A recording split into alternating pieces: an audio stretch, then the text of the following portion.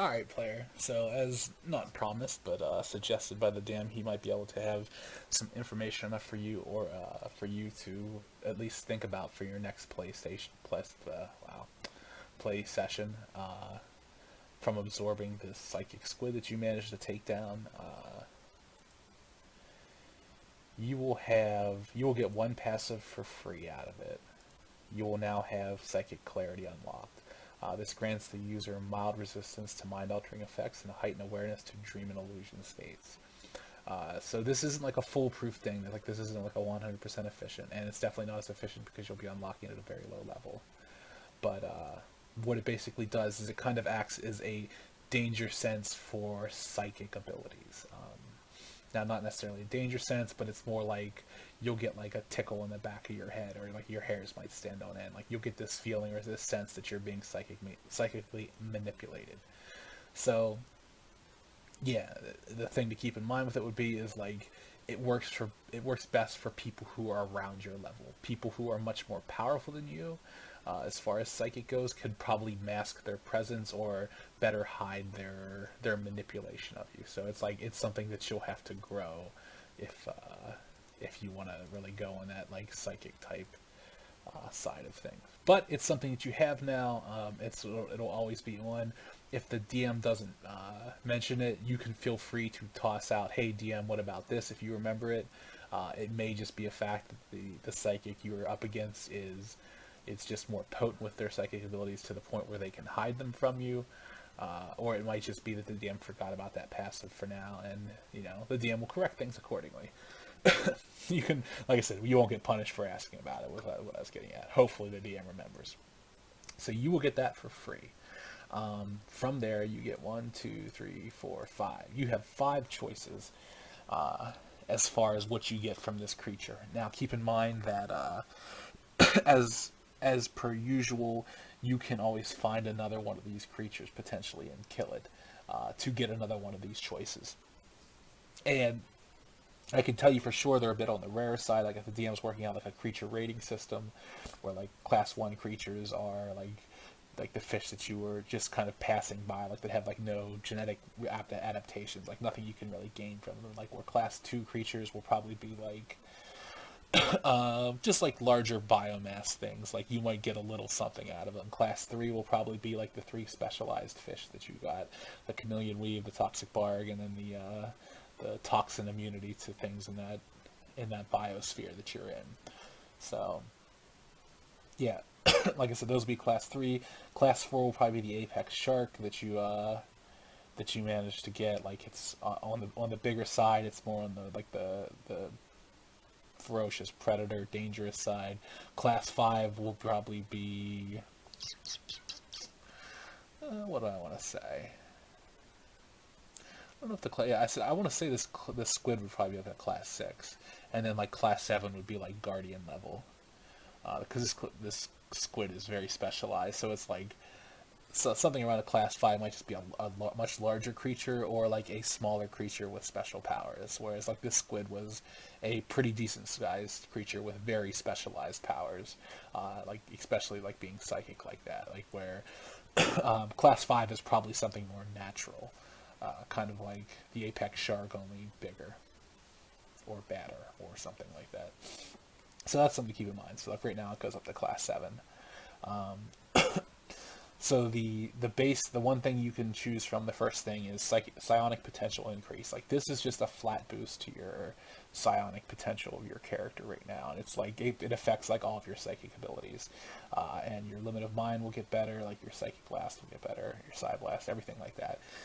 They won't. Not all of them will gain in rank, but they will gain in potency from your psionic potential. Pretty straightforward. I don't want to say minor increase, but like moderate to small, like small to moderate, like somewhere in between there as far as increase goes. The second one is something called, or it's specifically a class of thing you can get from these called an augment. What it'll do is it'll change the properties of an existing ability that you have, or it'll just add something to them. So for the Psi Shadow augment, it's something called Memory Skim. What it will allow you to do is something within your psychic range you can essentially skim from their memory, uh, and you can either turn them you can turn your psi shadow into like a psychic reflection of that person and access those memories through like the psi shadow explaining things to you, so it's kind of like a form of reconnaissance if you wanted. Or you can use it to like if they are a psychic too, you could use it to gain temporary access to their abilities. Only psychic abilities though. So like if they had some sort of like psychic whip or a psychic lash or something like that, like they were able to create like a wave of like destructive psychic energy that cut through things, like your psi shadow would be able to do that through their memory. Now, here's where things get kind of interesting with that is your psi shadow has a limited duration, so like it could potentially teach it to you or explain it to you, but it's one of those things where it probably would take some more time. So what you could do is you could use that semi useless perk you have called or perfect echo or psychic echo or something like that. I forget which one it's called. Let's see here real quick.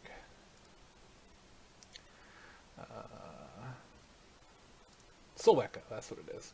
So you could use a soul echo, and you could use it on the psychic skim if you do of a person. One, it'll get you like a permanent access to that memory, like a perfect recreation of it, and then you could basically recreate that person. So like let's say you do a memory skim of someone who's like a pretty potent psionic warrior. Like once they're out of your field of view, you're out of your psychic view. You will not be able to do another memory skim with them whenever you do your psychic shadow, like in a further session. But like a soul echo will allow you to perform that psychic skim again and kind of recreate that warrior at their at their previous state. Like so, like let's say you do it to someone a year ago, and then that person goes out and train. Like you don't get their training or anything like that. You get how they were a year ago. But you can also use that. Like let's say their psi shadow has a psychic ability that you might want to learn. You can basically use that memory skim to keep bringing back that same psi echo to kind of get like a better explanation, a better like teaching process of how to perform that technique yourself. Like that's the way you could kind of learn from it. You can't like just absorb it and get the abilities or anything. But that's something you can keep in mind. That's one of your options. Iron Will Augment, that's the one that gives you resistance to psychic effects like illusions. It boosts your willpower quite a bit. Makes you resistant to illusions, influence, and psychic attacks. So like yeah, actually psychic attacks too. So it's like durability for your mind kind of thing. But what it will do is it will auto trigger whenever you're psionically assaulted in any way. Like so, as soon as your body senses that you're being like psychically manipulated, or like your body like senses an illusion. In the case of like psychic clarity, that power will trigger automatically. Your Iron Will kind of perk up, so it's not something you have to remind the DM to activate. So that's useful, especially if you feel like you're going to be fighting a lot of psychic people. Um, yeah. So we'll skip Toxic Quills for a moment. The last, or the other one is Unlock Psychic Speech. This is a tier 1 passive. It basically grants the user the ability to communicate with individuals through a psychic link. Now it says willing individuals. What it actually means is psychic individuals who are willing, or uninitiated people you could speak with no matter what. Like you could speak inside their head. So if they're not like psionically awakened, if they have like no psionic potential, like they won't be able to resist you. So you could just speak inside their head. And the link length is determined by various factors. That's basically your psionic potential and a couple other things. So what this is kind of like low level telepathy. Now it'll grow from there, like the more you use it and everything like that. But like on the flip side, like for allies and stuff, you already have kind of a form of psychic speech, but it's only with primals. Like primals just have this link that they have, but it's not the same as psychic speech. Psychic speech allows you to do it with like any creature, any any like higher being. It will interesting let you do it to to do it to like animals and stuff like that. And whereas like you will have a hard time conveying like high thoughts like this art is pretty. Like you could basically convey more basic things to them, like the idea of fear or the idea of like food or sustenance, like that kind of thing. Like baser things you could probably communicate to animals or lesser life forms. Like obviously speaking in whole sentences isn't going to do you much, but it's like food and then like kind of a direction, like food follow me. Like they probably wouldn't understand northwest, north, north, south, east, and west, but like they might be able to identify markers. But again, like I said, if you was a tree, they might not know what a tree is. So it's like it would definitely be a bit of practice. But again, you might consider this redundant because you can do this with the primals, you just can't do it with other things. But it also does unlock the kind of like baby steps to telepathy as a whole power. The last one, which is not technically the last one, is unique in the sense that you can use this, but it is also something that you feel like would incorporate well into the primal army, and that is a toxic quill augment, and it's called necrotic quills. So the quills that you basically got from the barbs you basically got from that fish are a low level paralytic. Like they weaken and slow things down. Smaller creatures they'll just probably outright paralyze. Dagon might be able to make it more potent, but like right now, like it doesn't do any like real damage or anything like that. The quills themselves do damage, but like the things the poison it's done with is actually just kind of paralytic. Like it prevents you from moving. So what this thing does is it basically makes the toxin much more damaging to flesh. So like you think like a brown recluse spider bite, like if you ever look those up and how terrible they are, like where pieces of flesh are kind of like eaten away and destroyed, like that's what this will do. It's like it'll do a lot of damage to soft tissue. Whereas the other one's paralytic and temporary, like this is a bit slower acting. Like it's not gonna just like cause flesh to like melt away in 3 or 4 seconds, but it's like it'll be extremely painful, and then they'll basically be left with permanent muscle damage after that point. Like they might have like a piece of their leg missing and eaten away unless they have like regenerative abilities. So toxic quills is an augment that you can pick for your poison barbs that you recently unlocked from the fish. You will have access to both, but not at the same time. It'll be one of those things like where when you go to rest at your lair, you can choose like kind of one or the other, and your body will kind of acclimate to it. But like you can't switch on the fly, at least not at your current level. Maybe later down the road you might be able to. But yeah, as of right now, you would have to basically like go through a rest cycle in your lair, on that creep stuff to be able to shift between one of the two. But like I said, this one is unique in that this is something that you could bring back to the primal brood, and you feel like it would greatly benefit them. So like the the other choices, while certainly tempting, they make you a stronger commander or a stronger champion, whereas this one will probably make your army a little bit scarier. Especially maybe not your entire army, because your entire army doesn't like use these quills or barbs, but like the Naga for sure.